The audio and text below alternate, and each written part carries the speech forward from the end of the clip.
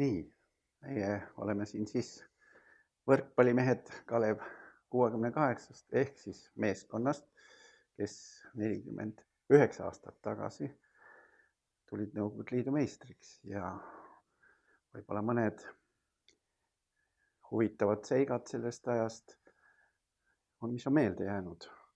Ja kõigepealt ma räägiksin ühte seika, mis võib-olla arvati, et võis olla määrava tähtsusega lõpptulemusele, ehk siis Tallinnas Tõnismäe välisväljakul, suvel olid mängud välisväljakutel, oli meil mäng ühe konkurendiga, kes pretendeeris ka veel medalile, oli Baku Naftakeemia Instituut.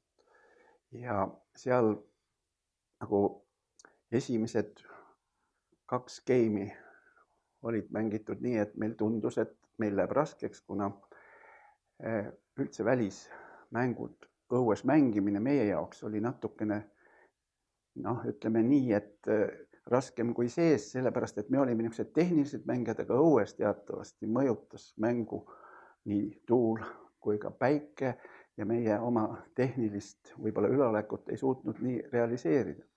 Ja selle tõttu siis meil oligi keeruline situatsioon Baku vastu mängides, kui nad olid geimid 1-1 ja kolmandas olid nad parasjagu juba ette läinud.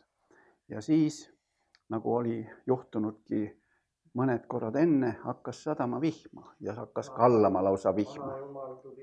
Jah, aga seda me siis veel ei teadnud. Ja siis hakati organiseerima ruttu võimlat, et kuidas edasi mängida. Ja seal samas kõrval olev meie kodusaal ehk siis Kalevi Tõnismäe võimla, pidime sinna kolima, aga rahvas valgus kohe enne, kui meie jõudsime sinna kolida pealtvaatajad, keda oli seal siis ikka terve see väljak oli nii täis, et seal räägiti, et vist mingi 4000 pealtvaatajat oli. Ja kõik tahtsid muidugi pääseda saali ja nii kui see rahvas sealt ukse vahelt sisse läks, see niiskus ja see välja hingatav õhk muutusid selle saali nii põranda libedaks, et prooviti, no mitte midagi ei aita, midagi sellega ei tee, sest et hakati otsima palavikult uut saali veel. No ei ole kuskil.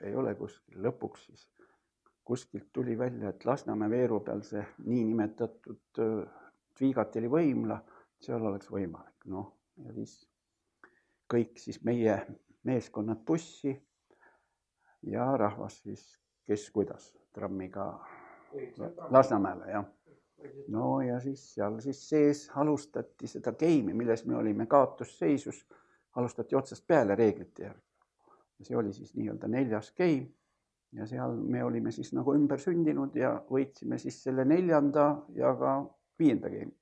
Ühesõnaga mäng oli võidetud ja see oli otsustava tähtsusega, sest meistrivõistluste lõpuni oli jäänud veel 4 mängu ja nagu hiljem siin kommenteeriti, et see võit andis nagu meile siis selle viimase tõuke selleks, et need ülejäänud 4 mängu ka veel võita, mis oli siis kokku sain need järjest 14 mängu, mis võitsime siis meistrivõistluste lõpus.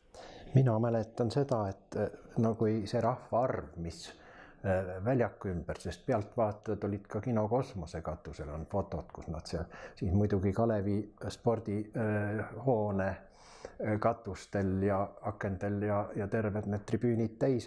Selge, et nad trammidega tulles kõik muidugi ei saanud trammi peale kõigepealt.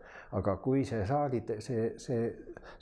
saalis sai mängida siis niimoodi, et inimeste jalad olid piiri peal peaaegu.